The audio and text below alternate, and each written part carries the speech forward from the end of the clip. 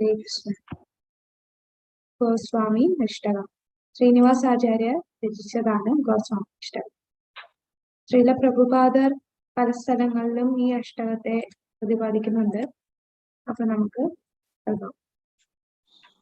കൃഷ്ണോത്കീർത്തന ഗാന നർത്തന പരോ പ്രേമാമൃതാംഭോനിധി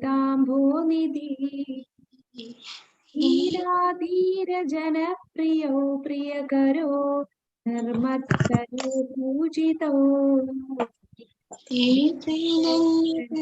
കൃപാ ഹരൗ ഭുവി ഭുവോ ഹരവാഹന്തരാഗോ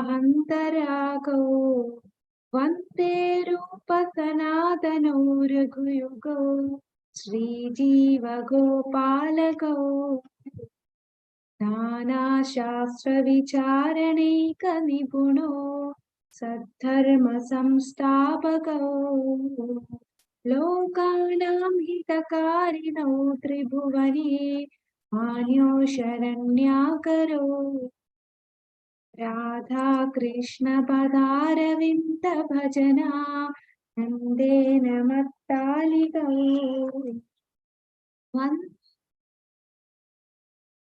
വന്ദേ രൂപ സനാതനോ രഘുയുഗോ ശ്രീജീവ ഗോപാലകോ ശ്രീഗൗരംഗ ഗുണാനുവർണ്ണന വിധോ ശ്രദ്ധാ സംസൃത്തന്വിതോ പാവോത്തമ നികൃന്ദനൗ തനുഭൃതം ഗോവിന്ദ ഗാനാമൃതേ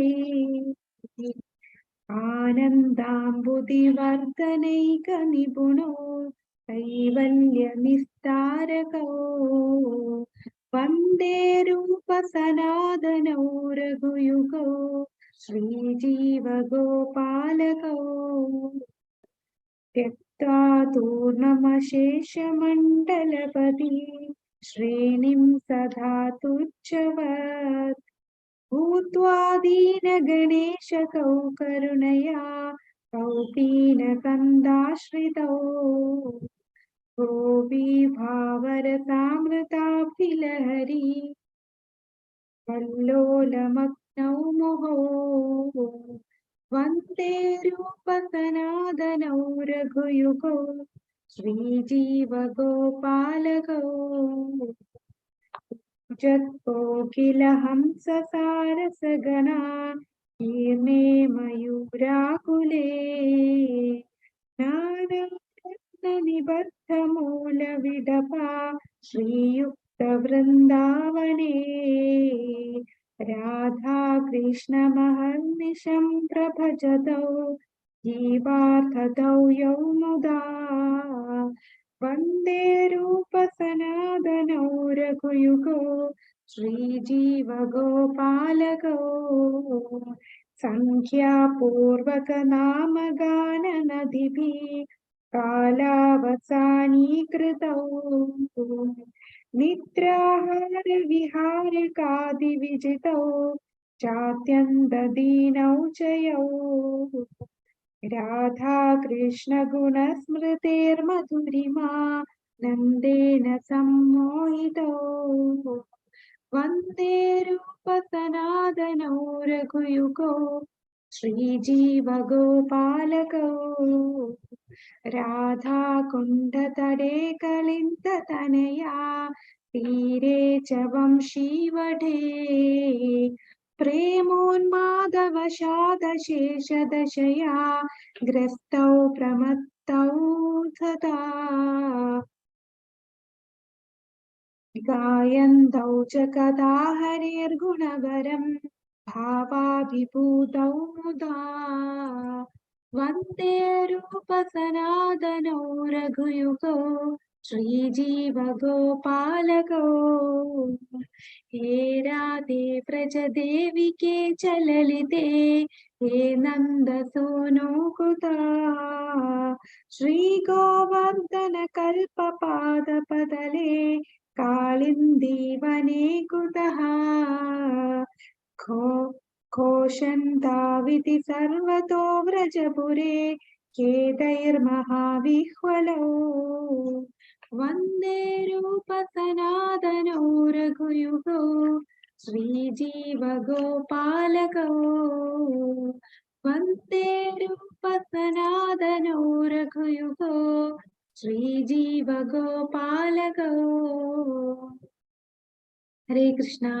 ഇപ്പൊ ശ്രീനിവാസാചാര്യരാണ് ഈശാട് ഗോസ്വാമി അഷ്ടകം രചിച്ചത്. ഇതിന്റെ അർത്ഥം നമുക്ക് അടുത്ത ക്ലാസ്സിൽ നോക്കാം. കാരണം അത് കുറച്ച് സമയം എടുക്കും. അതുകൊണ്ട് നമുക്ക് അടുത്ത ക്ലാസ്സിൽ ഇതിന്റെ ഓരോ ശ്ലോകത്തിന്റെ അർത്ഥം കൂടി നോക്കിയിട്ട് ആചാര്യരെ കുറിച്ച് നമുക്ക് കാണാം. അപ്പോൾ ഇന്ന് നമുക്ക് ശ്രീനിവാസാചാര്യരുടെ അവസാനത്തെ ഭാഗം കാണാൻ പറ്റുകയാണ്.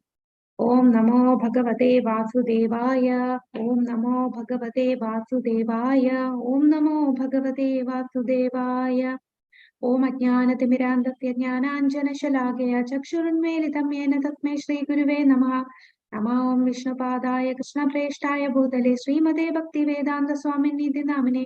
നമസ്തേ സരസ്വതേ ദേവേ ഗൗരവാണി പ്രചാരിണേ നിർവിശേഷ ശൂന്യവാദി പാശ്ചാത്യ ദേശധാരിണേ. ജയോ ശ്രീകൃഷ്ണ ചൈതന്യ പ്രഭു നിത്യാനന്ദ ശ്രീ അദ്വൈത ഗദാധര ശ്രീവാസാദി ഗൗരഭക്ത വൃന്ദ. ഹരേ കൃഷ്ണ കൃഷ്ണ കൃഷ്ണ ഹരേ ഹരേ. ഹരേ രാമ രാമ രാമ ഹരേ ഹരേ. ഹരേ കൃഷ്ണ. ശ്രീനിവാസാചാര്യരുടെ കുറെ ലീലകൾ നമ്മൾ കണ്ടു. അദ്ദേഹം ആരായിരുന്നു? ഗോലോക വൃന്ദാവനത്തില് ഏത് മഞ്ജരിയായിരുന്നു ശ്രീനിവാസാചാര്യ?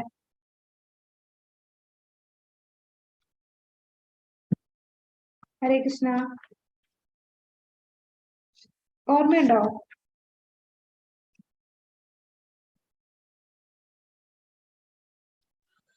അദ്ദേഹം കഴിഞ്ഞ ക്ലാസ്സില് മണിമഞ്ജരി. ഹരിബോൾ. അപ്പൊ മണിമഞ്ജരിയാണ് അദ്ദേഹത്തിന്റെ ഗുരുവാണ് ഗുണമഞ്ജരി. അദ്ദേഹം ഗുണമഞ്ജരിയാണ് സേവിച്ചുകൊണ്ടിരുന്നത് ഗോലോക വൃന്ദാവനത്തില്. ഗോപാലഭട്ട ഗോസ്വാമിയാണ് ഗുണമഞ്ജരിയായിട്ട് നമ്മുടെ ശിഷ്യന്മാരായിട്ട് വന്നത്. ചൈതന്യ മഹാപ്രഭുവിന്റെ ലീലകളിൽ ഷഡ്ഗോസ്വാമിമാരിൽ ഒരാളായിട്ട് വന്നത്. ഹരേ കൃഷ്ണ. അപ്പം നമ്മൾ കണ്ടു ശ്രീനിവാസാചാര്യരുടെ പല ലീലകൾ നമ്മൾ കഴിഞ്ഞ ക്ലാസ്സിൽ കണ്ടു. അദ്ദേഹം മഞ്ജരിയായിരുന്നപ്പോൾ രാധാറാണിയുടെ മൂക്കൂത്തി കളഞ്ഞു പോയപ്പോൾ അത് എടുത്തു കൊടുക്കാൻ സഹായിച്ചത് നമ്മൾ കണ്ടു. അദ്ദേഹം ധ്യാനത്തിൽ ഇരുന്നിട്ട് ഇവിടെ ഇരിക്കുമ്പോൾ തന്നെ, ശരീരം ഇവിടെ ഇരിക്കുമ്പോൾ തന്നെ അദ്ദേഹം നേരെ ധ്യാനിച്ചുകൊണ്ട് അങ്ങ് അതീന്ദ്രിയ ഭാവത്തിൽ ഗോലോക വൃന്ദാവനത്തിൽ പോകുകയും ആ ലീലകൾ നമ്മൾ കണ്ടു. പിന്നീട് നമുക്കറിയാം ശ്രീനിവാസാചാര്യർ അവതരിക്കുന്നതിന് മുമ്പ് തന്നെ ചൈതന്യ മഹാപ്രഭു അദ്ദേഹത്തിന്റെ അവതാരം പ്രഡിക്റ്റ് ചെയ്തിരുന്നു. അദ്ദേഹം കൃഷ്ണപ്രേമം ഭൂമിദേവിക്ക് കൊടുത്തു. ഭൂമിദേവി അത് ശ്രീനിവാസാചാര്യരുടെ മാതാപിതാക്കൾക്കാണ് കൊടുക്കുന്നത്, ചൈതന്യദാസനും ലക്ഷ്മിപ്രിയയും. ചൈതന്യദാസ് എന്ന് പറയുന്നത് ഗംഗാധർ ഭട്ടാചാര്യായിരുന്നു. അദ്ദേഹം ചൈതന്യ മഹാപ്രഭുവിന്റെ വളരെ വലിയ ഭക്തനായിരുന്നു. ആ ലീലകൾ നമ്മൾ കണ്ടു. അങ്ങനെ ശ്രീനിവാസാചാര്യർ അവതരിക്കുന്നതും അദ്ദേഹം ജനിക്കുമ്പോൾ തന്നെ വളരെ നല്ല ലക്ഷണത്തോടു കൂടി ജനിച്ചതായിരുന്നു. നല്ല സമയത്തും എല്ലാം ജനിച്ചതാണ് ശ്രീനിവാസാചാര്യർ. അപ്പോൾ ശ്രീനിവാസ പഠിക്കാനും വളരെ മിടുക്കനായിരുന്നു. പക്ഷെ അദ്ദേഹത്തിന് പഠിക്കാൻ വന്നില്ല. കാരണം സ്വപ്നത്തിൽ സരസ്വതി ദേവി വന്ന് എല്ലാ ജ്ഞാനവും, നീ നാമം ജപിച്ചാൽ മതി, എല്ലാ ജ്ഞാനവും നിന്റെ ഉള്ളിൽ വരും. അപ്പൊ ഭൗതികമായിട്ടുള്ള പഠനത്തിന്റെ ആവശ്യം അദ്ദേഹത്തിന് ഇല്ലായിരുന്നു. അദ്ദേഹത്തിന് എല്ലാ ജ്ഞാനവും നാമജപത്തിൽ കൂടെ എല്ലാം വന്നു. പിന്നീട് അദ്ദേഹത്തെ നരഹരി സാക്കാർ അദ്ദേഹത്തിന്റെ അടുത്ത് ആധ്യാത്മിക ജ്ഞാനം പഠിക്കാനായിട്ട് വരുന്നു. അക്കാര്യം നമ്മൾ കണ്ടു. പിന്നീട് അദ്ദേഹം ചൈതന്യ മഹാപ്രഭു നേരിട്ട് കാണാൻ സാധിച്ചില്ല. ചൈതന്യ മഹാപ്രഭുവിനെ കാണാൻ സാധിച്ചില്ല. അദ്ദേഹത്തിന് നിത്യാനന്ദ പ്രഭു കാണാൻ സാധിച്ചില്ല. അങ്ങനെ ഒരുപാട് ആചാര്യന്മാർ, രൂപ ഗോസ്വാമി, സനാതന ഗോസ്വാമി, ഇവരെ ആരെയും നേരിട്ട് കാണാൻ സാധിച്ചില്ല. അദ്ദേഹം എത്തി കുറച്ച് ദിവസങ്ങൾക്ക് മുമ്പായിരിക്കും അവര് ലീലകൾ അവസാനിപ്പിച്ചു പോയത്. അപ്പോ ആ ഒരു വേർപാടിന്റെ ഭാവത്തിലാണ്. ഓരോ വട്ടവും താൻ ജീവൻ അവസാനിപ്പിക്കും. താൻ എത്ര നിർഭാഗ്യവാനാണ്. തനിക്ക് ഈ ചൈതന്യ മഹാപ്രഭുവിനെയും അദ്ദേഹത്തിന്റെ ശിഷ്യന്മാരെ ആരെയും കാണാനുള്ള യോഗ്യത പോലും ഇല്ലല്ലോ, എത്ര നീചനാണ് താനെന്ന് ആലോചിച്ച് അദ്ദേഹം പലപ്പോഴും ശരീരം ത്യജിക്കാൻ ശ്രമിച്ചിരുന്നു. പക്ഷെ അപ്പോഴെല്ലാം പ്രതീക്ഷ കൊടുത്തുകൊണ്ട് അദ്ദേഹത്തിന് സ്വപ്നത്തിൽ ചൈതന്യ മഹാപ്രഭുവും തന്റെ പാർഷദന്മാരും എല്ലാവരും സ്വപ്നത്തിൽ വന്ന് അദ്ദേഹത്തിന് നിർദ്ദേശങ്ങൾ കൊടുക്കുമായിരുന്നു. അങ്ങനെ അദ്ദേഹം മുന്നോട്ട് പോയിക്കൊണ്ടിരുന്നു. പിന്നീട് ഇദ്ദേഹത്തിന്റെ ഏറ്റവും വലിയൊരു ലീല നമ്മൾ കണ്ടു. ഇദ്ദേഹത്തെയും ശ്യാമാനന്ദ പണ്ഡിറ്റ്, നരോത്തം ദാസ് താക്കൂർ ഇവര് മൂന്നുപേരെയാണ് ചാൻവി ദേവിയുടെ നിർദ്ദേശപ്രകാരം ജീവ ഗോസ്വാമി പുസ്തകങ്ങൾ പുസ്തകം ഡിസ്ട്രിബ്യൂട്ട് ചെയ്യാനായിട്ട് അങ്ങനെ ബംഗാളിലേക്ക് പോവുകയാണ്. അപ്പൊ ബംഗാളിൽ പോകുന്ന സമയത്ത് അദ്ദേഹത്തിന്റെ ഇവര് പോയ ആ കാളവണ്ടി ഈ രാജാവിന്റെ നിർദ്ദേശപ്രകാരം അപ്പൊ രാജാവിന്റെ ഭടന്മാർ അത് മോഷ്ടിച്ചുകൊണ്ട് പോവുകയാണ്. എന്തോ വലിയ നിധിയാണെന്ന് കരുതി അവർ മോഷ്ടിച്ചുകൊണ്ട് പോകും. പിന്നെ നമ്മൾ ആ ലീലയും കഴിഞ്ഞ ക്ലാസ്സിൽ പറഞ്ഞു. അവസാനം ശ്രീനിവാസാചാര്യ അവിടെ നിന്നിട്ട് ബാക്കി എല്ലാരും നിങ്ങൾ പൊയ്ക്കോളൂ എന്ന് പറഞ്ഞ് അദ്ദേഹം അവിടെ നിന്ന് ഈ രാജാവിനെ തന്നെ ഒരു വലിയ ഭക്തനാക്കി മാറ്റി. ആ ലീല നമ്മൾ കണ്ടു. അപ്പോ അത്രയും വലിയ ഒരു വൈഷ്ണവൻ ആണ്. ആ രാജ്യത്ത് ആ പ്രദേശത്തിലുള്ള എല്ലാരും വൈഷ്ണവ ഭക്തരായി മാറി. ഇദ്ദേഹത്തെ അവിടുത്തെ രാജഗുരുവായിട്ട് നിയമിക്കുകയാണ് ചെയ്തത്. ആ ലീലകളെല്ലാം നമ്മൾ കഴിഞ്ഞ ക്ലാസ്സിൽ പറഞ്ഞതാണ്. അപ്പൊ ഇന്ന് നമുക്ക് കാണാം, ബാക്കിയുള്ള ലീലകൾ കാണാം.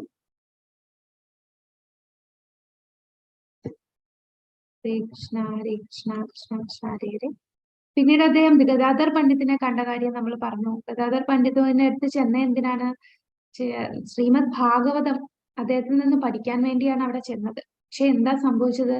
ഗദാധർ പണ്ഡിറ്റ്, ചൈതന്യ മഹാപ്രഭു ഒക്കെ ഉള്ളപ്പോൾ ശ്രീമദ് ഭാഗവതം വായിക്കും. അവിടെ 7ാമത്തെ സ്കന്ധത്തില് പ്രഹ്ലാദ ലീല വായിച്ച് കരയുമായിരുന്നു. അപ്പൊ ആ കണ്ണീര് വീണ് ആ പുസ്തകം, അതായത് ആ ഓല നശിച്ചു പോയി. അപ്പൊ അതുകൊണ്ട് അദ്ദേഹം പറയുന്നതാണ്, എന്റെ കയ്യിലില്ല, നീ അങ്ങ് അദ്വൈതാചാര്യർ, നിത്യാനന്ദ പ്രഭു, ഇവർ രാമാനന്ദ റായ്, പരമാനന്ദപുരി ഇവരെ എല്ലാരെയും കാണാനായിട്ട് വിടുന്നത്. അപ്പൊ അങ്ങനെ അവിടെ ചെല്ലുന്നു, അവരെ എല്ലാരെയും കണ്ടു. പക്ഷെ അദ്ദേഹത്തിന് അദ്വൈതാചാര്യ, നിത്യാനന്ദ പ്രഭുവിനെ ഒന്നും കാണാൻ സാധിച്ചില്ല. അവരെല്ലാം ശരീരം ത്യജിച്ചതായിട്ട് മനസ്സിലാക്കി. പിന്നീട് അദ്ദേഹം ഗദാധർ പണ്ഡിറ്റിനെ കണ്ടതിന് ശേഷം അവിടെ ചൈതന്യ മഹാപ്രഭുവിന്റെ ഭാര്യയായിരുന്നു വിഷ്ണുപ്രിയ ദേവി. വിഷ്ണുപ്രിയ ദേവിയെ കാണാൻ സാധിച്ചു. അപ്പൊ വിഷ്ണുപ്രിയ ദേവിയുടെ ജീവിത രീതി കണ്ടപ്പോൾ അദ്ദേഹത്തിന് മനസ്സിലായി എത്രയും യോഗ്യതയുള്ളവളാണ് ചൈതന്യ മഹാപ്രഭുവിന്റെ ഭാര്യയാകാൻ, അത്രയും യോഗ്യതയുള്ളതാണ്. കാരണം ചൈതന്യ മഹാപ്രഭു തന്റെ ലീലകൾ അവസാനിപ്പിച്ചു പോയി. അതിനുശേഷം കൂടാതെ അദ്ദേഹം സന്യാസം സ്വീകരിച്ചു. ആ വിരഹ ദുഃഖത്തിലാണ് വിഷ്ണുപ്രിയ ദേവി. വിഷ്ണുപ്രിയ ദേവി അത്രയും തപശ്ചര്യയാണ് ചെയ്തത്. മഹാമന്ത്രം ചൊല്ലി ഓരോ അരിമണിയും മഹാമന്ത്രം ചൊല്ലിയതിനു ശേഷമേ ഓരോ അരിമണിയും കഴിക്കുകയുണ്ടായിരുന്നു. ഓരോ അരിമണി. അപ്പോ അത്ര മാത്രം കഴിക്കും, വളരെ കുറച്ച് മാത്രം കഴിക്കും. അപ്പൊ അതിനെക്കുറിച്ച് നമ്മൾ കഴിഞ്ഞ ക്ലാസ്സിൽ പറഞ്ഞു. അപ്പൊ ശ്രീനിവാസാചാര്യ ചൈതന്യ മഹാപ്രഭുവിന്റെ ശരിക്കും പ്രേമവിലാസ എന്ന പുസ്തകത്തിൽ പറയുന്നത് ശ്രീനിവാസാചാര്യ ചൈതന്യ മഹാപ്രഭുവിന്റെ പരമാനന്ദത്തിന്റെ മൂർത്തി രൂപമാണ്. ചൈതന്യ മഹാപ്രഭു ഉണ്ടാകുന്ന പരമാനന്ദം ഒരു വ്യക്തിയായിട്ട് വന്നാൽ അതാണ് ശ്രീനിവാസാചാര്യ എന്ന് പറയും. നരോത്തം ദാസ് താക്കൂർ ശ്രീനിവാസാചാര്യരുടെ നിറം, അതേ നിറത്തിലാണ്. ആ കൃഷ്ണപ്രേമം ലഭിച്ചപ്പോൾ അദ്ദേഹം ഇരുണ്ട നിറത്തിൽ നിന്ന് സ്വർണവർണ്ണത്തിലേക്ക് നരോത്തം ദാസ് താക്കൂർ മാറി. പത്മാവതി നദിയിൽ നിന്ന് കൃഷ്ണപ്രേമം ലഭിച്ചപ്പോൾ. അപ്പൊ അതുപോലെ ശ്രീനിവാസാചാര്യർ പരമാനന്ദത്തിന്റെ മൂർത്തിഭാവമായിട്ടാണ് പ്രേമവിലാസ എന്ന പുസ്തകത്തിൽ പറയുന്നത്. അത്രയും ഭഗവാനോടുള്ള അതീന്ദ്രിയമായ സ്നേഹം, വളരെ ഇന്റൻസ് ആയിട്ടുള്ള ഭക്തി എല്ലാം ചേർന്നതായിരുന്നു. ആ ഗൗര ശക്തിയായിരുന്നു ശ്രീനിവാസാചാര്യർക്ക് ഉണ്ടായിരുന്നത്. ഇപ്പൊ ജാനവാദേവിയെ കാണുമ്പോൾ നമ്മൾ പറഞ്ഞു, പുസ്തകം ബംഗാളിലേക്ക് കൊണ്ടുപോകുന്ന കാര്യം പറഞ്ഞു. അപ്പൊ ഈ ലീലകളൊക്കെ നമ്മൾ പറഞ്ഞതാണ്. അവിടെ രൂപഗോസ്വാമിയെ കാണാൻ പോകുന്ന ലീലകൾ, ഇതെല്ലാം നമ്മൾ പറഞ്ഞതാണ് അല്ലെ. അങ്ങനെ അദ്ദേഹം വൃന്ദാവനത്തിൽ നിന്ന് ജീവഗോസ്വാമിയെ കാണാൻ പോകുന്നതും ഈ ഭാഗമെല്ലാം നമ്മൾ പറഞ്ഞ കാര്യങ്ങളാണ് കഴിഞ്ഞ ക്ലാസ്സിൽ. പിന്നെ ഇവര് ശ്യാമാനന്ദ പ്രഭു, നരോത്തം ദാസ് താക്കൂർ ജീവഗോസ്വാമിയുടെ ശിഷ്യന്മാരായിരുന്നു. ശ്രീനിവാസാചാര്യ, ഇവര് മൂന്നുപേരും വളരെ അടുത്ത സുഹൃത്തുക്കളായിരുന്നു. അങ്ങനെ ശ്രീനിവാസാചാര്യ ഈ പുസ്തകങ്ങളെല്ലാം കിട്ടി തിരിച്ചെടുത്തതിന് ശേഷം വൃന്ദാവനത്തിൽ ഇദ്ദേഹം ഒരു കത്തെഴുതും. വൃന്ദാവനത്തിൽ കത്തെഴുതുന്നത് എന്താണ്? തനിക്ക് ഈ പുസ്തകങ്ങളെല്ലാം അന്ന് കളഞ്ഞു പോയപ്പോഴേ കത്തെഴുതി ഇത് നഷ്ടപ്പെട്ടു എന്ന്. പിന്നീട് അത് വീണ്ടെടുക്കുകയും അവിടെ ഉള്ളവരെല്ലാം ഭക്തരായി എന്ന് അറിഞ്ഞപ്പോൾ അവിടെ വളരെ വലിയ ഉത്സവമായിരുന്നു വൃന്ദാവനത്തില്. അങ്ങനെ അദ്ദേഹത്തിന്റെ ശിഷ്യാഗുരുവായിട്ടുള്ള ജീവഗോസ്വാമിക്ക് അത് അറിയുകയും പിന്നീട് ശ്യാമാനന്ദ പ്രഭു ഈ ബുക്കെല്ലാം ബംഗാളിലേക്ക് കോപ്പി ചെയ്തു. എന്നിട്ട് ആ കോപ്പികളെല്ലാം രൂപഗോസ്വാമിക്ക് അയച്ചു കൊടുക്കും. അപ്പൊ രൂപഗോസ്വാമി ഇതെല്ലാം സൂക്ഷിച്ച് ഒരു വലിയൊരു കണ്ടെയ്നറിൽ ഈ പുസ്തകങ്ങളെല്ലാം വെച്ച് ടൈറ്റ് ചെയ്ത് അത് ആരാണ് നമ്മുടെ സനാതന ഗോസ്വാമിയുടെ സമാധിക്ക് അടുത്ത് അത് കുഴിച്ചിടുകയാണ് ചെയ്യുന്നത്. അപ്പൊ സനാതന ഗോസ്വാമിയുടെ സമാധിയുടെ അടുത്ത് കുഴിച്ചിട്ടു. അതുകൊണ്ട് അത് ഗ്രന്ഥസമാധി എന്നാണ് പറയുന്നത്. ഗ്രന്ഥസമാധി. അപ്പൊ ആ ഗ്രന്ഥങ്ങൾ ഇതുവരെ പുറത്തെടുത്തിട്ടില്ല എന്നാണ് പറയുന്നത്. കാരണം ആ ഗ്രന്ഥങ്ങൾ അത്രയും വളരെ ആഴത്തിലുള്ള കാര്യങ്ങളാണ് അതിൽ എഴുതിയിരിക്കുന്നത്. സാധാരണ ബദ്ധാത്മാക്കൾക്കൊന്നും മനസ്സിലാക്കിയാൽ സാധിക്കാത്ത കാര്യങ്ങളാണ്. വളരെ വളരെ ശുദ്ധഭക്തന്മാർക്ക് മാത്രം മനസ്സിലാകുന്ന ടോപ്പിക്കാണ് അതിനകത്ത് രചിച്ചിരിക്കുന്നത് എന്നാണ് പറയുന്നത്.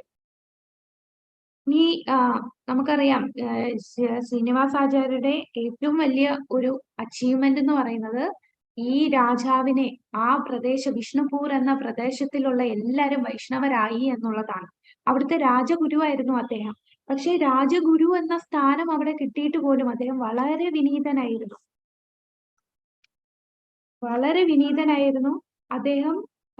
എന്ത് കാര്യങ്ങൾ ഇദ്ദേഹം, കാരണം ഈ രാജാവിന് മീർ ഹംബീർ, ഇദ്ദേഹം വൈഷ്ണവനായതിനു ശേഷം തന്റെ രാജഗുരുവാണ് ശ്രീനിവാസാചാര്യ.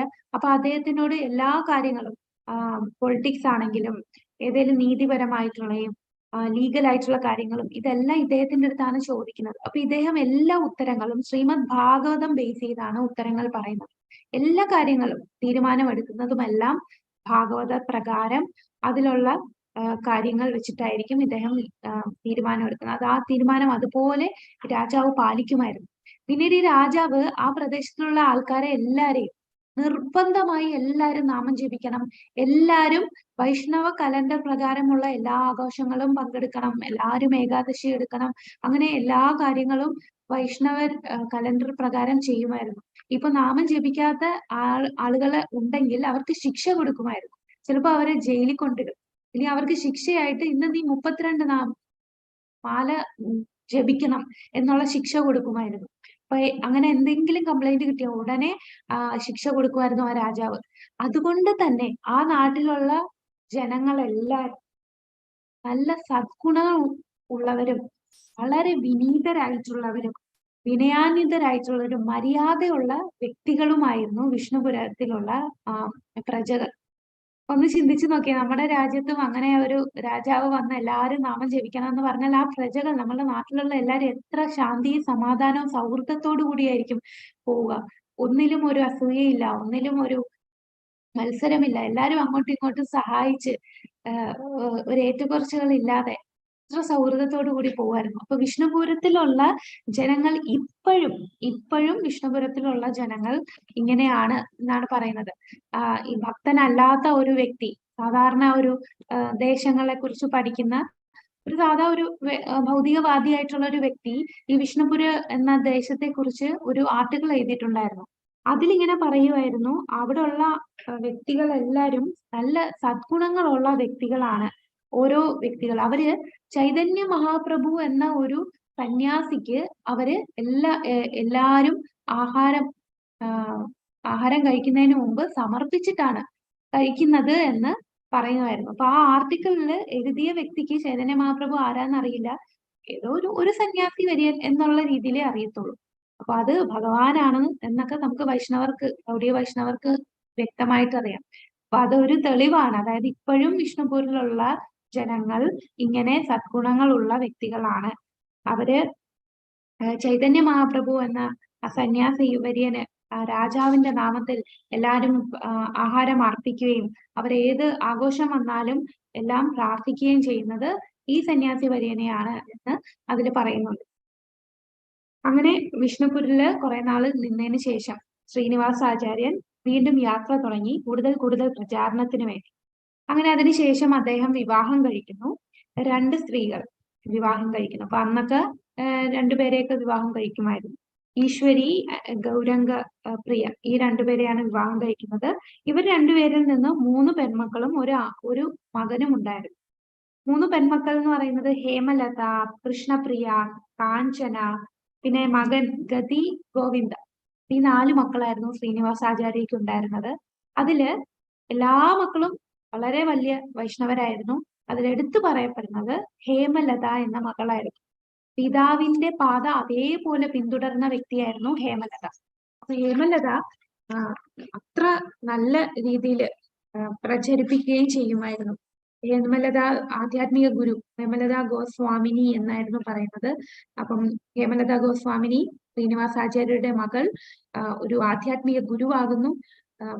സ്ത്രീകളെയും പുരുഷന്മാരെയും എല്ലാവർക്കും ഭിക്ഷ കൊടുക്കുമായിരുന്നു.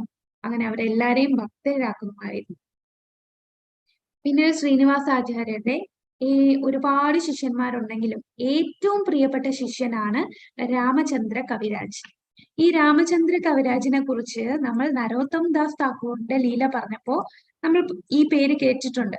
നരോത്തം ദാസ് താക്കൂറിന്റെ ഏറ്റവും പ്രിയപ്പെട്ട സുഹൃത്താണ് രാമചന്ദ്ര കവിരാജ്. ഇവർ രണ്ടുപേരുടെ ചേർന്നാണ് അവിടെ കൂടുതൽ കൂടുതൽ പ്രചാരണം ചെയ്യുന്നത്.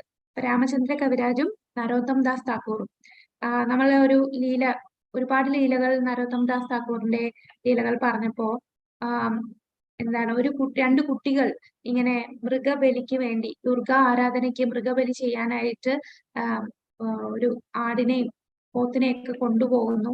അപ്പൊ ഇവർ രണ്ടുപേരും, അപ്പൊ ഈ നരോത്തം ദാസ് താക്കൂറിന്റെ കൂടെ രാമചന്ദ്ര കവിരാജാണ്. ഇവർ രണ്ടുപേരുടെ ചേർന്നാണ് എന്താണ് വിഷ്ണു ആരാധനയാണ് ഏറ്റവും ഉയർന്നതെന്നുള്ള സംസാരം അവര് ഡിസ്കസ് ചെയ്യുന്നത്. അപ്പൊ ആ കുട്ടികൾ അത് കേൾക്കുകയും അവരടുത്ത് വന്ന് അവരുടെ ശിഷ്യന്മാരാകുന്നത്. അപ്പൊ ഇതിലെല്ലാം രാമചന്ദ്ര കവിരാജ് നരോത്തം ദാസ് താക്കൂറിന്റെ കൂടെ ഒരുപാട് അടുത്ത് പ്രചാരണം ചെയ്യാൻ പോകും. അപ്പൊ ഈ രാമചന്ദ്ര കവിരാജ് ശരിക്കും ശ്രീനിവാസാചാര്യരുടെ ശിഷ്യനാണ്.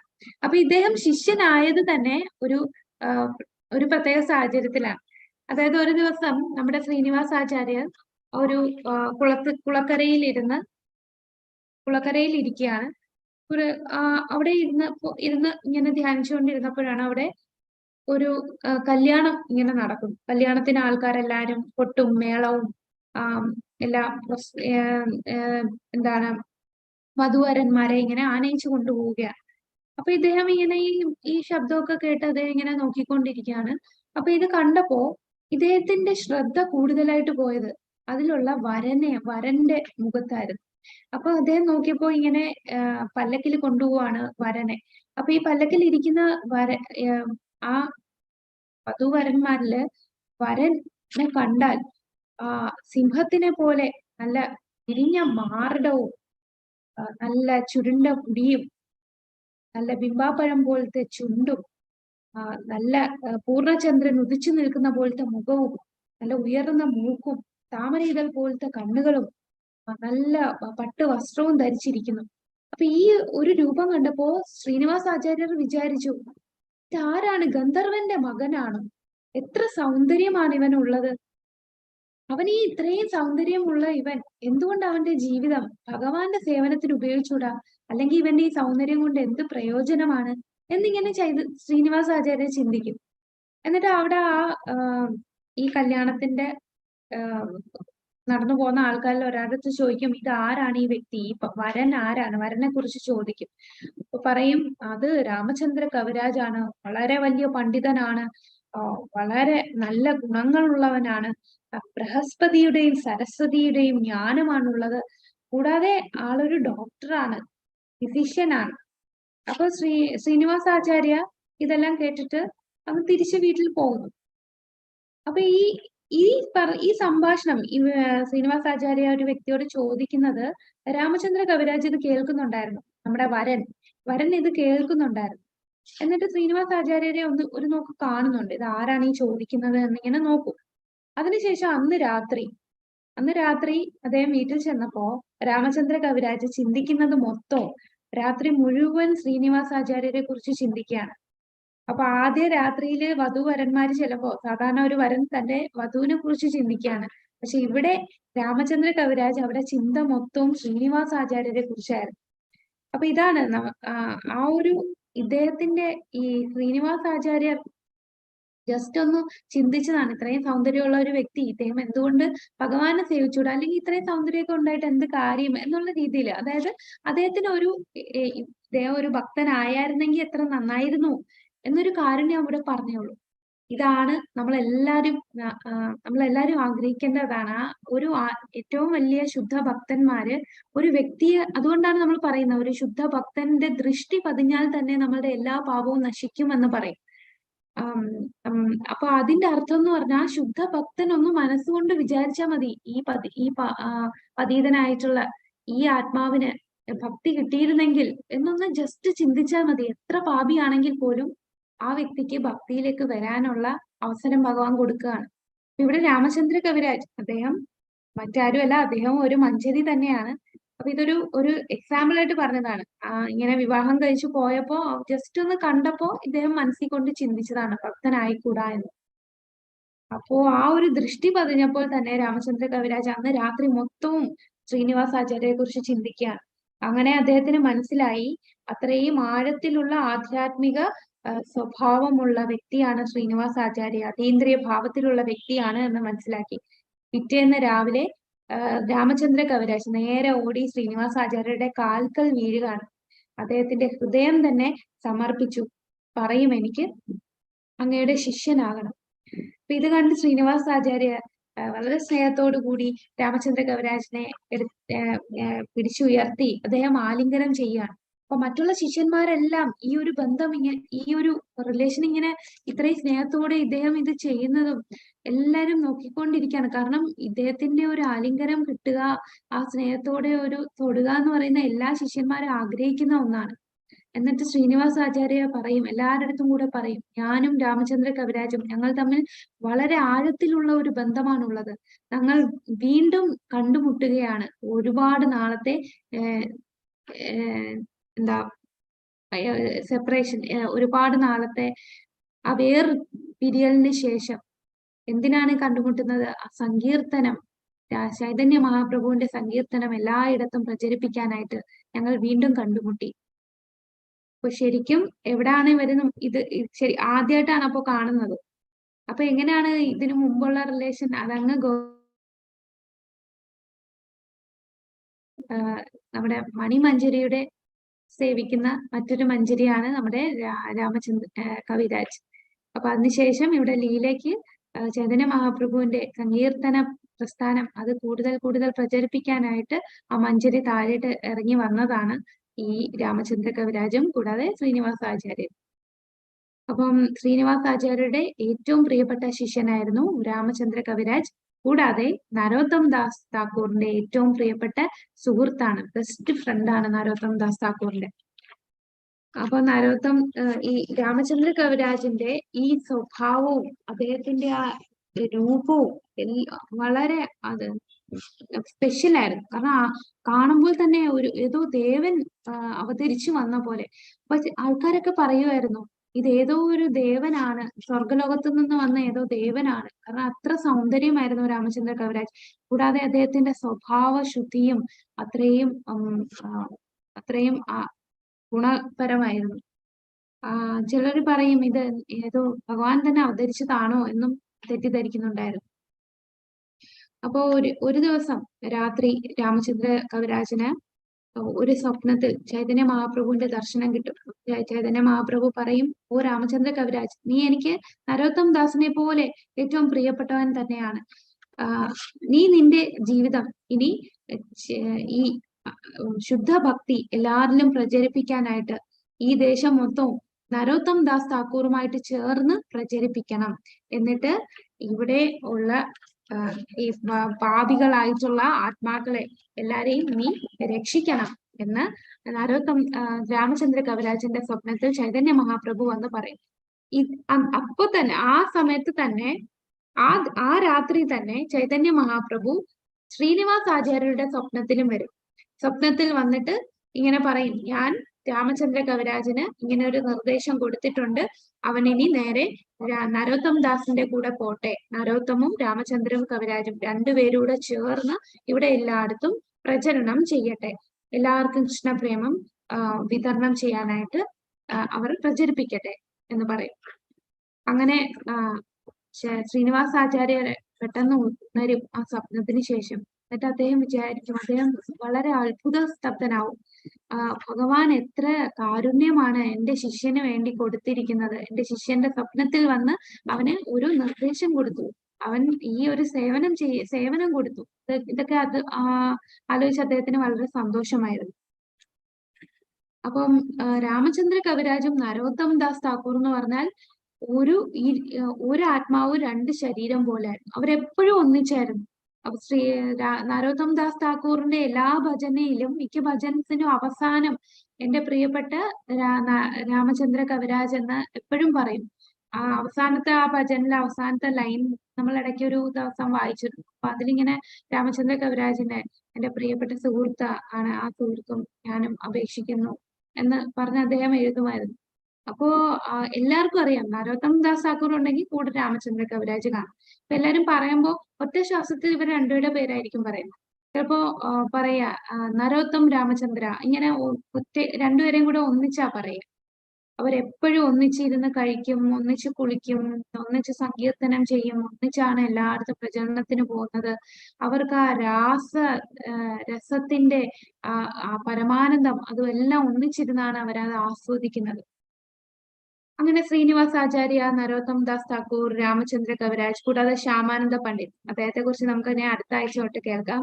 അപ്പൊ ശ്യാമാനന്ദ പണ്ഡിറ്റ്, ഇത്രയും പേര് ഇവര് ഒരുപാട് വർഷം ഒന്നിച്ചിരുന്നു. അവര് ഒരുപാട് യാത്ര ചെയ്തു, ഇന്ത്യ മുഴുവൻ യാത്ര ചെയ്തു, സങ്കീർത്തനം പ്രസ്ഥാനത്തെ കൂടുതൽ കൂടുതൽ പ്രചരിപ്പിക്കാൻ തുടങ്ങി. ഇനി ശ്രീനിവാസാചാര്യ നമ്മൾ നേരത്തെ കഴിഞ്ഞ ക്ലാസ്സിൽ പറഞ്ഞിരുന്നു, ഇദ്ദേഹം ചില സമയങ്ങളിൽ അദ്ദേഹം ഇരുന്ന് മെഡിറ്റേറ്റ് ചെയ്യും, ഇങ്ങനെ ധ്യാനിച്ചുകൊണ്ടിരിക്കുമ്പോൾ അദ്ദേഹം ഇവിടെ നിന്ന് നേരെ ഗോലോക വൃന്ദാവനത്തിൽ ഇടയ്ക്ക് പോകും. അപ്പം പുറമെ ഇദ്ദേഹം ഇങ്ങനെ പ്രചരിപ്പിക്കുകയും ഇപ്പൊ ശ്രീമദ് ഭാഗവതത്തിന്റെ 4 ശ്ലോകങ്ങളുടെ കമന്ററി ഒക്കെ ഇദ്ദേഹം രചിച്ചിട്ടുണ്ട്. അദ്ദേഹം അത്രയും മാത്രമേ നമുക്ക് തന്നിട്ടുള്ളൂ എങ്കിലും വളരെ പ്രധാനപ്പെട്ട കാര്യങ്ങളാണ് അദ്ദേഹം നമുക്ക് തന്നിട്ടുള്ളത്. അപ്പൊ ഇദ്ദേഹം ഇങ്ങനെ രാഗാനുഗ ഭജന ചെയ്യുമായിരുന്നു. രാഗാനുഗ ഭജന എന്ന് പറഞ്ഞാൽ സ്വാഭാവികമായിട്ട് രാധാകൃഷ്ണന്മാരോടുള്ള അതീന്ദ്രിയമായിട്ടുള്ള പ്രേമം. അപ്പൊ അങ്ങനെ വൃന്ദാവന ധാമില് നേരെ ഗോപിയായിട്ട് പോകും. അപ്പൊ ആ സമയത്താണ് നമ്മൾ നേരത്തെ കണ്ടു, യമുനാ തീരത്ത് കളിച്ചുകൊണ്ടിരുന്നപ്പോ നമ്മുടെ രാധാറാണിയുടെ മൂക്കുത്തി കളഞ്ഞു പോകുന്നതും അത് അദ്ദേഹം എടുത്തുകൊടുത്ത കാര്യവും നമ്മൾ കഴിഞ്ഞ ക്ലാസ്സിൽ പറഞ്ഞു. അപ്പൊ മാനസിക സേവയാണ് അവിടെ ചെയ്തുകൊണ്ടിരിക്കുന്നത്. ഇനി ഇതുപോലെ വേറൊരു ദിവസം ശ്രീനിവാസാചാര്യ ഇങ്ങനെ ഗൗരംഗ മഹാപ്രഭുവിനെ തന്റെ ഹൃദയത്തിൽ ഇങ്ങനെ സ്ഥാപിച്ചിരിക്കുകയാണ്. തന്റെ മനസ്സില് ഗൗരംഗ മഹാപ്രഭുവിന്റെ രൂപത്തെ സ്ഥാപിച്ചിരിക്കുന്നു.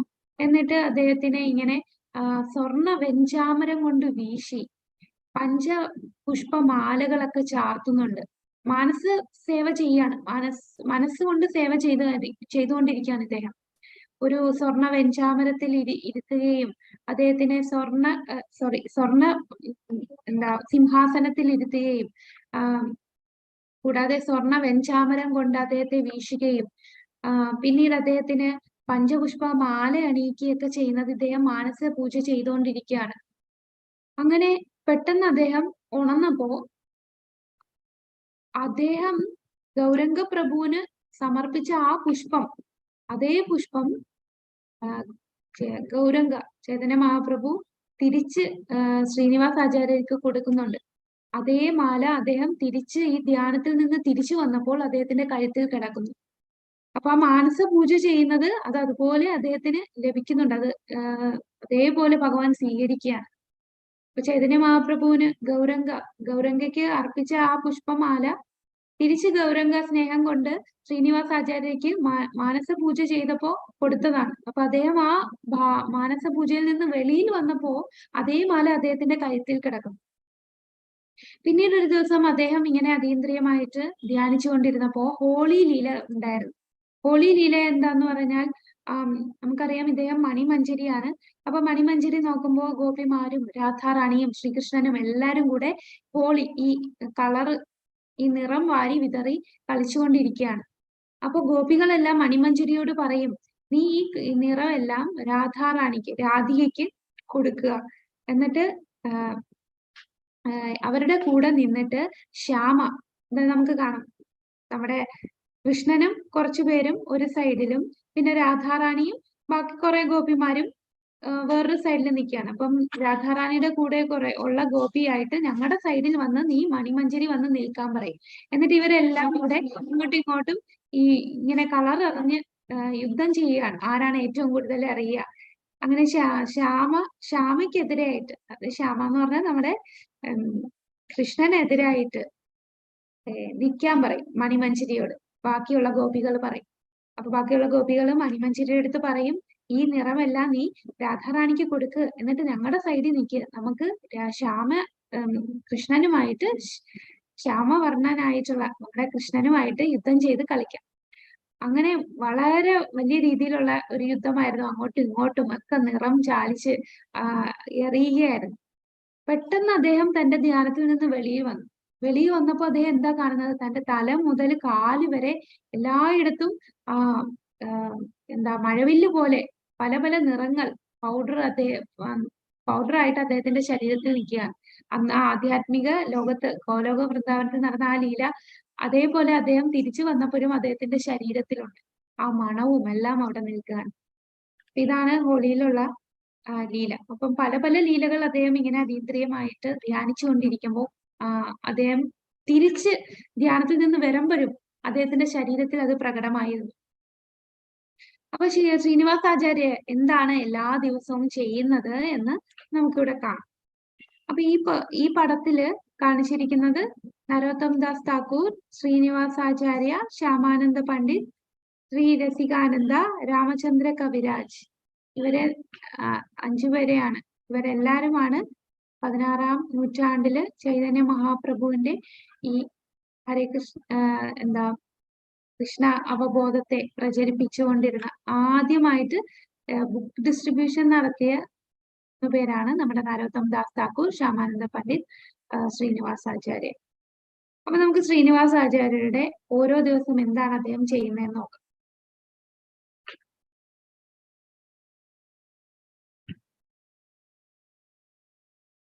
അപ്പം രാവിലെ വെളുപ്പിന് അദ്ദേഹം ചെയ്യുന്നത് ഈ ഗ്രന്ഥങ്ങൾ വായിച്ച് അതിനെ എക്സ്പ്ലെയിൻ ചെയ്യും. എന്നിട്ട് തന്റെ ശിഷ്യന്മാർക്ക് അതിന്റെ ഭാവാർത്ഥത്തെ കുറിച്ച് വിശദീകരിച്ചു കൊടുക്കും. ഇതായിരുന്നു അദ്ദേഹം രാവിലെ ചെയ്യുന്നത്.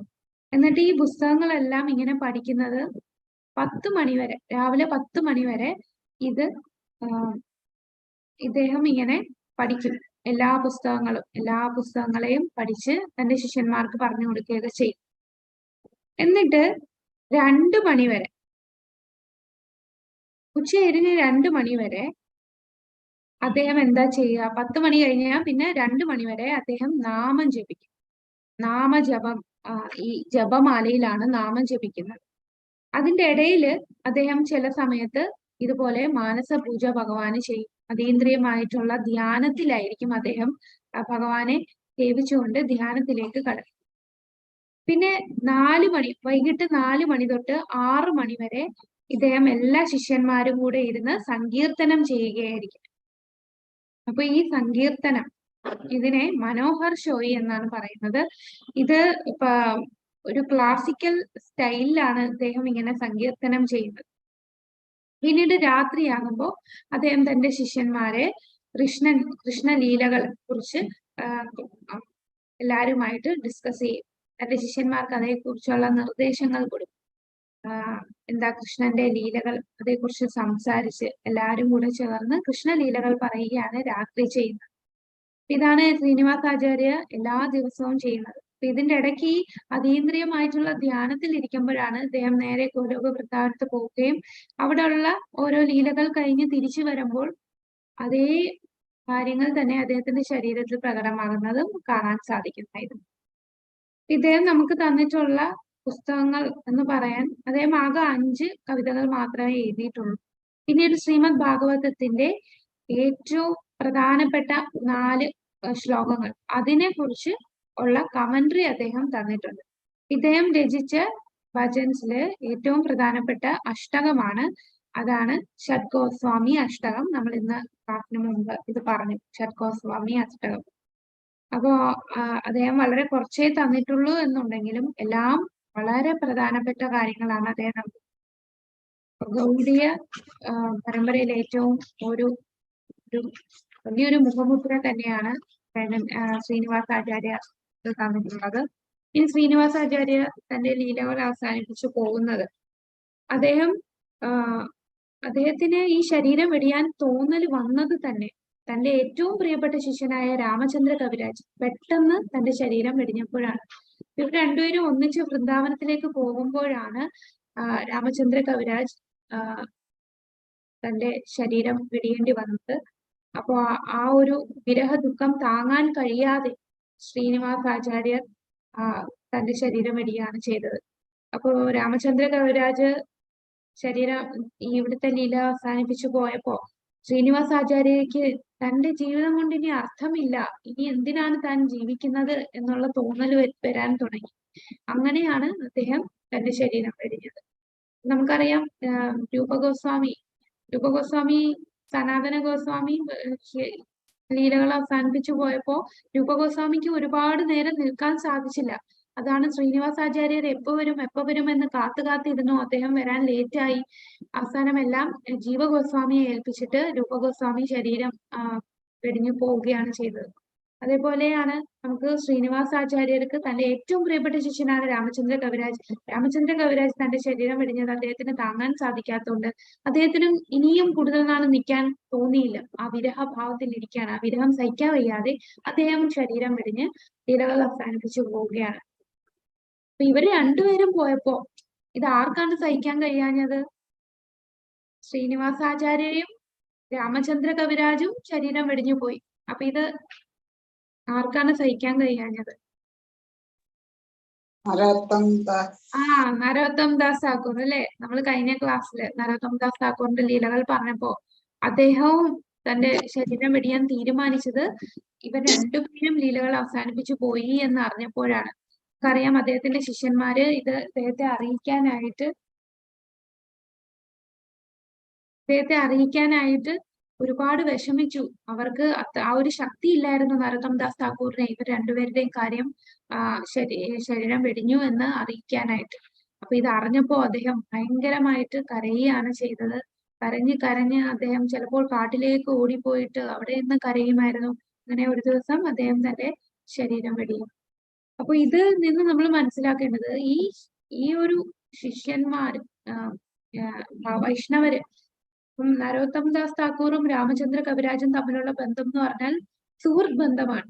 അപ്പോ ഒരു വൈഷ്ണവന് മറ്റൊരു വൈഷ്ണവ സുഹൃത്ത് വിട്ടു പോകുമ്പോ ആ താങ്ങാനാവാത്ത സെപ്പറേഷൻ, താങ്ങാൻ സാധിക്കുന്നില്ല.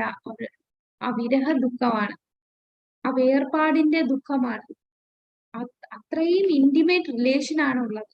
അതുകൊണ്ടാണ് ഇവർക്ക് താങ്ങാൻ സാധിക്കാത്തത്. കൂടാതെ ശ്രീനിവാസാചാര്യരും രാമചന്ദ്ര കവിരാജും അത് ഗുരുശിഷ്യ ബന്ധമാണ്. ആ ഗുരുവും ശിഷ്യനും തമ്മിലുള്ള ബന്ധം എങ്ങനെയാണ്, എത്രമാത്രം സ്നേഹവും അറ്റാച്ച്മെന്റുമാണ് നമ്മൾ ആ ഒരു ബന്ധത്തിന് കൊടുക്കേണ്ടത്. ഇതാണ് നമ്മൾ ഇവിടെ നിന്ന് മനസ്സിലാക്കേണ്ടത്. ഹരേ കൃഷ്ണ. അപ്പൊ ഇത്രയും മാത്രമേ ഇദ്ദേഹത്തിന്റെ ജീവചരിത്രത്തിൽ പറഞ്ഞിട്ടുള്ളൂ. കൂടുതൽ ഡീറ്റെയിൽഡ് ആയിട്ട് പറഞ്ഞിട്ടില്ല. എങ്ങനെയാണ് ശ്രീനിവാസാചാര്യ തന്റെ ശരീരം വെടിഞ്ഞത്, അതിനെ കുറിച്ച് കൂടുതൽ ഡീറ്റെയിൽസ് ഇല്ല. ഇത്രയേ പറഞ്ഞിട്ടുള്ളൂ. രാമചന്ദ്ര കവിരാജ് പോയപ്പോൾ ആ വിരഹ ദുഃഖം താങ്ങാനാവാതെ അദ്ദേഹത്തിന് താൻ ജീവൻ നിലനിൽക്കുന്ന ഒരു അർത്ഥമില്ല എന്ന് തോന്നി അദ്ദേഹവും തന്റെ ശരീരം വെടിയാണ്. ഇപ്പൊ ചൈതന്യ മഹാപ്രഭു ശരീരം വെടിഞ്ഞതും ജസ്റ്റ് ഈ അവിടെ ഛോട്ടാ ഗോപിനാഥ് ആ ഗോപിനാഥിന്റെ അടുത്തേക്ക് അദ്ദേഹം അങ്ങ് ഓടി അതിലേക്കങ്ങ് പോവുകയാണ്. അപ്പൊ ആ ചോട്ടാ ഗോപിനാഥിന്റെ കാൽക്കലില് ഇദ്ദേഹത്തിന്റെ ചൈതന്യ മഹാപ്രഭു വന്നതിന്റെ ആ ഒരു പാട് കാണാം. ചോട്ടാ ഗോപിനാഥിന്റെ അവിടെ ജഗന്നാഥ്പുരിയില് ആ കാലില് ഒരു ക്രാക്ക് ഉണ്ട്. ചൈതന്യ മഹാപ്രഭു വന്നതിന്റെയാണ്. അത്രേ പറഞ്ഞിട്ടുള്ളൂ. അപ്പൊ കൂടുതൽ ഡീറ്റെയിൽസ് ഇല്ല. അപ്പൊ അതേപോലെ തന്നെയാണ് നമ്മുടെ ശ്രീനിവാസാചാര്യരുടെയും രാമചന്ദ്ര കവിരാജും കൂടുതൽ ഡീറ്റെയിൽസ് ഇല്ല. ഇത്ര മാത്രമേ എഴുതിയിട്ടുള്ളൂ എങ്ങനെയാണ് ശരീരം വെടിഞ്ഞു കിടക്കുന്നത്. അപ്പൊ ശ്രീനിവാസാചാര്യരുടെ ജീവിതം എല്ലാവർക്കും ഒരു വലിയ ഇൻസ്പിറേഷൻ ആണ്. അദ്ദേഹത്തെ എങ്ങനെയാണ് ഒരു വൈഷ്ണവൻ ജീവിക്കേണ്ട ആ വിരഹ ദുഃഖം അത് എത്രമാത്രം അദ്ദേഹത്തിന്റെ ജീവിതം മൊത്തവും വിരഹമാണ്. ചൈതന്യ മഹാപ്രഭുവിനെ കാണാൻ പറ്റിയില്ല. രൂപഗോസ്വാമി, സനാതന ഗോസ്വാമി, നിത്യാനന്ദ പ്രഭു, അദ്വൈതാചാര്യർ എല്ലാരെയും കാണുമ്പോൾ ആ കുറച്ച് ദിവസത്തെ വ്യത്യാസത്തിലാണ് ഇവരെയൊക്കെ കാണാൻ സാധിക്കാതിരുന്നത്. അപ്പോ പിന്നീട് ഇദ്ദേഹത്തിന്റെ എല്ലാരെയും വൈഷ്ണവരാക്കിയതും വിഷ്ണുപൂരിൽ എല്ലാ ജനങ്ങളെയും വൈഷ്ണവരാക്കിയതും പിന്നെ കൂടുതൽ ദേശങ്ങളിലേക്ക് പ്രചരിപ്പിച്ചതും അങ്ങനെ പുസ്തകങ്ങൾ രചിച്ചതും അദ്ദേഹം അതെല്ലാം ഡിസ്ട്രിബ്യൂട്ട് ചെയ്തതും എല്ലാം പിന്നെ അദ്ദേഹത്തിന്റെ അതീന്ദ്രിയമായ ലീലകൾ ഇതെല്ലാം നമുക്ക് ഒരു പ്രചോദനം തന്നെയാണ്. എങ്ങനെ കൂടുതൽ ശക്തമായിട്ട് നമുക്ക് ഭക്തിയിലേക്ക് ചെയ്യണം എന്നുള്ളത്. പിന്നെ ഇദ്ദേഹത്തിന്റെ സമാധി ശ്രീനിവാസാചാര്യന്റെയും രാമചന്ദ്ര കവിരാജന്റെയും സമാധി വൃന്ദാവനത്തിലാണ്. വൃന്ദാവനത്തില് ശ്രീനിവാസ് കുഞ്ച എന്ന സ്ഥലത്താണ് ഈ സമാധി ഇരിക്കുന്നത്. കൂടാതെ ഇദ്ദേഹത്തിന്റെ മകളായിട്ടുള്ള ഹേമലത ഗോസ്വാമിനി മകളുടെ സമാധിയും ഈ സമാധിക്ക് തൊട്ടടുത്താണ് വെച്ചിരിക്കുന്നത്. അപ്പൊ അദ്ദേഹം കൂടുതൽ ജ്ഞാനം ഒരുപാട് പേർക്ക് പകർന്നു കൊടുത്തു. അവരുടെ ആ ഒരു ശിഷ്യ പരമ്പരയിലാണ് നമ്മൾ ഇപ്പോൾ വന്നു നിൽക്കുന്നത്. ഈ ആചാര്യന്മാരുടെ ലീലകളൊക്കെ നമുക്ക് കേൾക്കുമ്പോൾ മനസ്സിലാക്കുന്നത് നമുക്ക് അത്രയും അഭിമാനിക്കാം. ഇവരെല്ലാം എത്ര സേവനമാണ് ചെയ്തത്. ആ സേവനത്തിന്റെ ഒക്കെ ബാക്കി പത്രമായിട്ട് നമുക്ക് പ്രഭുപാദർ ചെയ്ത് തന്ന ആ സേവനം അതില്ലായിരുന്നെങ്കിൽ ഇന്നും നമ്മൾ ആ അന്ധകാരത്തിൽപ്പെട്ട് ഭൗതികമായിട്ടുള്ള കാര്യങ്ങളിൽ ആസക്തരായിട്ട് ഒരു ഭ്രാന്തനെ പോലെ ജീവിക്കുമായിരുന്നു. അപ്പൊ ഈ ആചാര്യന്മാരുടെ എല്ലാം ഓരോ കോൺട്രിബ്യൂഷൻ ആണ് നമ്മളെല്ലാം ഇവിടെ പിടിച്ചു നിർത്തിയത്. അപ്പൊ അദ്ദേഹം ശ്രീനിവാസാചാര്യർ അദ്ദേഹം വലിയ ഒരു വൈഷ്ണവനായിരുന്നു. നമ്മുടെ മണി മഞ്ചരിയാണ്. ഈ മഞ്ചരിമാരെല്ലാരും ഈ ബദ്ധാത്മാക്കളെ തിരിച്ചു കൊണ്ടുപോകാനായിട്ട് ഒരു ഗോസ്വാമിമാരായിട്ടും ആചാര്യന്മാരുമായിട്ടും ഒക്കെ ഇനി വന്നിരിക്കുകയാണ്. എന്നിട്ട് അവർക്ക് ഇവിടെ വരേണ്ട ഒരു ആവശ്യമില്ല. അവർക്ക് സുഖമായിട്ട് അവിടെ രാധാറാണിയുടെ കൂടെ ഭഗവാന്റെ കൂടെ സേവനമൊക്കെ ചെയ്ത് നിൽക്കാം. പക്ഷെ നമ്മളെ പോലുള്ള ബദ്ധാത്മാക്കളെ തിരിച്ചു കൊണ്ടുപോകാനായിട്ട് ചൈതന്യ മഹാപ്രഭുവിന്റെ നിർദ്ദേശപ്രകാരം വന്ന് അവതരിച്ച് ഇത്രയും കാര്യങ്ങളാണ് നമുക്ക് എത്ര ഓരോ ആചാര്യന്മാരെ കുറിച്ച് പഠിക്കുമ്പോൾ നമ്മൾ ഒരുപാട് പുതിയ കാര്യങ്ങൾ മനസ്സിലാക്കും. അപ്പൊ ഇവര് ചെയ്യുന്ന ഓരോ പ്രവർത്തികളും ഓരോ സേവനങ്ങളും ഓരോ ലീലകളും എല്ലാം വളരെ പ്രചോദനകരമാണ്. നമുക്ക് കൂടുതൽ ഭക്തിയിലേക്ക് മുന്നേറാൻ സാധിക്കട്ടെ. ശ്രീനിവാസ് ആചാര്യ की जय, രാമചന്ദ്ര കവിരാജ് की जय, നരോത്തം ദാസ് की जय, ശ്രീല പ്രഭുപാദ് की जय. ഹരേ കൃഷ്ണ. അപ്പൊ നാളത്തെ അടുത്ത ആഴ്ച നമ്മള് ഇനി ശ്യാമാനന്ദ പണ്ഡിതന്റെ ലീലകളെ കുറിച്ചാണ് മനസ്സിലാക്കാൻ. ഹരേ കൃഷ്ണ കൃഷ്ണ കൃഷ്ണ ഹരേ ഹരേ, ഹരേ രാമ രാമ രാമ വാഞ്ചാകൽപതരുശ്ച കൃപാസിന്ധുഭ്യശ്ച പതിതാനാം പാവനേഭ്യോ വൈഷ്ണവേഭ്യോ അനന്തകോടി